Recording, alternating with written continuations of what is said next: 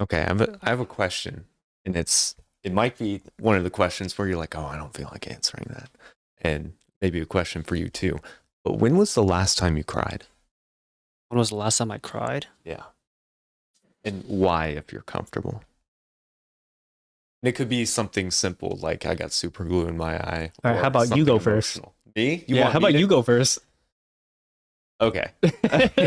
The last time I cried was a couple weeks ago, because I was thinking about a really sad, kind of traumatic event that happened like 10 years ago that affected my whole family.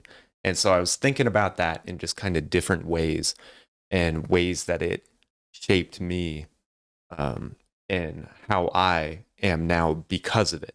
And I was thinking of the things like I long for, the certain behaviors I do, um, because of that. And just thinking of that event, it wasn't necessarily like a depressive cry. Some of it was kind of like almost like a soothing, like, it is what it is, and it just It's kind of like tears an roll out. emotional buildup, right? Yeah, and Just it like a was just like a residual let nice out. Yeah, release, and it was, yeah. So I cried a lot more than I thought I would, sure. but it was certainly an evening that it was much needed to think about these things again, and it actually kind of shined a light on some things, and it was valuable to be thinking about those things and explore that kind of pain and just let it out a little bit. Well, I mean, it's a good thing that you acknowledge that you have those feelings, right? And I guess it's something we can talk about is I guess the last time I don't know if I cried, but I got emotional about it. Hmm. That's just the pressure of being a man in modern day society, Oh, geez, right? yeah. It it it takes a lot of courage for you to not only acknowledge how you feel, but also be vulnerable in front of two other men, right? Yeah. I don't think society realizes that there are definitely double standards when it comes to being a man and being vulnerable and in tune with your emotions, right? Mm. I think I think women say they do want men who are emotionally in tune, but whenever a man does show his emotions, that's her breaking point, right? Because I think maybe biologically they always think about what is this the best that I can do? I feel like it's more of a it's a what are you crying about and how are you crying, because if a man is emotional, showing openness is crucial.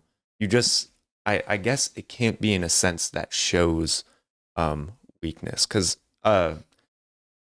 generally in sort of like a relationship sense, in kind of manhood, it's kind of leadership is the way Right, you right. think of it. Men are supposed to So, lead, right? and being completely, emotionally absent is not good leadership.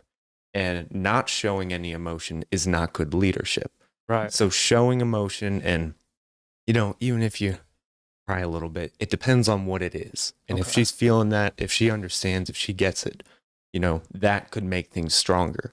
But I feel if it's something where it's like you're crying over that, like you're supposed to be leading and you're breaking down, the leader, yes, they can get emotional sometimes, but they can't break They down. can't break They down. can't Right. break down and cease to lead.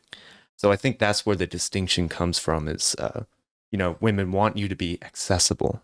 They want you to share emotion. They want a relationship, of Right. course, but they want you to lead. And I feel like if they feel that you aren't leading anymore, from say you're crying because of this and it's your failure to lead, I think that's where it would become like, oh, so attractive. But that's the double standard though. Yeah. They want you to show emotion, but you can't show too much emotion, right? Hmm. And I just think that's a thing with leadership in general. So it's a double standard that exists, but it's not one that I'm too angry at, because I know like why it Okay. happens, and I know that um, it's just something you have to be. And you know, like men talking with men, they get it. So if you got problems, you can talk to people who Sure. get it. You can talk to people who you trust. Like I've cried in front of individuals, you know, not females, some dudes, and they've cried in front of me before, and it's they get it, I get it. You know, you're there for your dudes, and that way you don't have to sacrifice maybe some sort of leadership thing, or you don't have to. You can cry about something tiny. Maybe your emotions were just building up, and that way it doesn't seem like you cease to be a leader anymore. So I feel like there are ways around it, and there are healthy ways to process it. But I do feel like I'm not too mad at that double standard. I'm only mad at the double standard if, you know, it's, hey, if I see any dude crying, he's a bitch. Like that. Yeah, I think it's I think always where that's agree what with I get you. mad Right. at. I'm like, dude, they're people too. So that's kind of. But when was the last time you cried, Usa? Man, I'm part of this podcast. I just really enjoy listening to you guys just go back and forth. It's actually really cool. Last time I cried, I mean, probably just like you guys. It wasn't like emotional, like super emotional, like sad, emotional. Yeah. I should say. But it's probably just hearing just a bunch of stuff and just looking back on what I did in the past and what I do now and understanding why I did some stuff.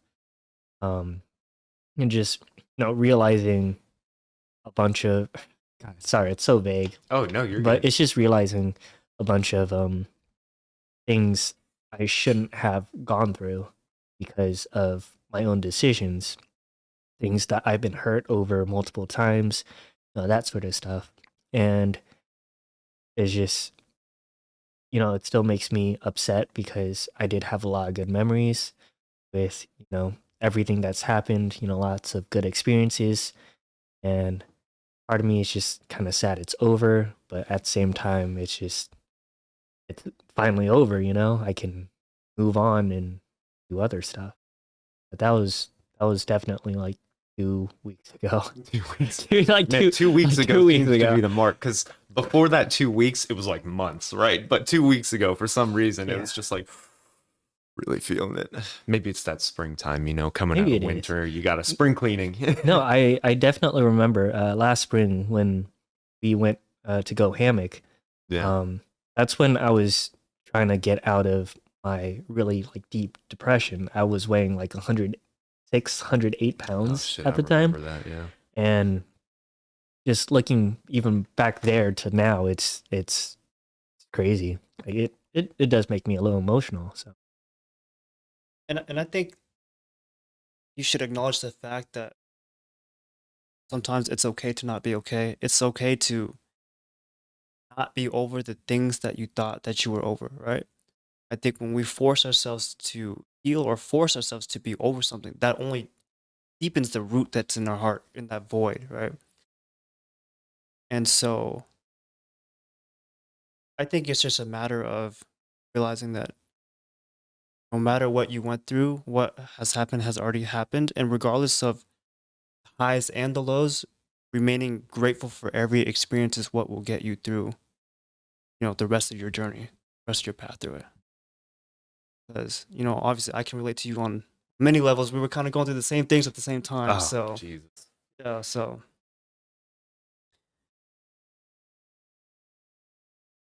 I think as men, we try to have a sense of pride saying that we were able to overcome things. And so struggle, people don't like seeing people struggle, right? It's not attractive. Doesn't look good. So I think the faster we feel like we can overcome something, the faster it'll look to everybody else. Because I think that shows maybe strength or perseverance, right?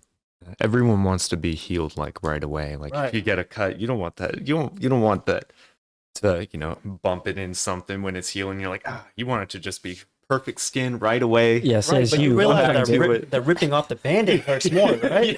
I'm trying to get some battle scars. Come on, guys. I mean, you'll get a scar from a wound, bro, but like healing fast, like things take their time to heal, and you want them to heal right. So sometimes forcing it, you'll have to cut that shit back open to make it heal right. So yeah, making sure you're processing things for real and realizing that things aren't going to be processed just like that. Absolutely. You may not figure out or understand these emotions until some other experience happens to you and you go, oh, or some way you could kind of look outside of it. Maybe you have to get to another level of thinking, another level of maturity before you're even ready to truly process that thing and move forward and actually gain things from it.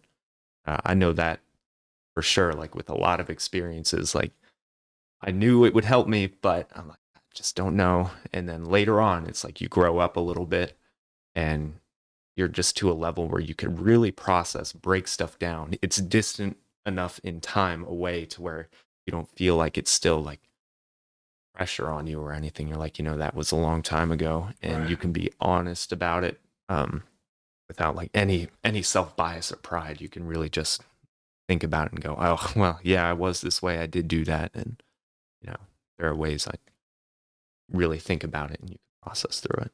Right, like even in the moment, even if you know like what's causing you to make you feel like that, Exactly. you can't help but feel how you feel, Yeah. right? Yeah. Like if someone dies in your family, the 7 stages of grief. Right. Like, and if you've been through it before, like, what's going to happen. You know exactly how you're what's going to happening, feel. right? But you're still going to go through all those stages and you're still going to feel, and there's still going to be things weighing on you and you're still going to have to process stuff.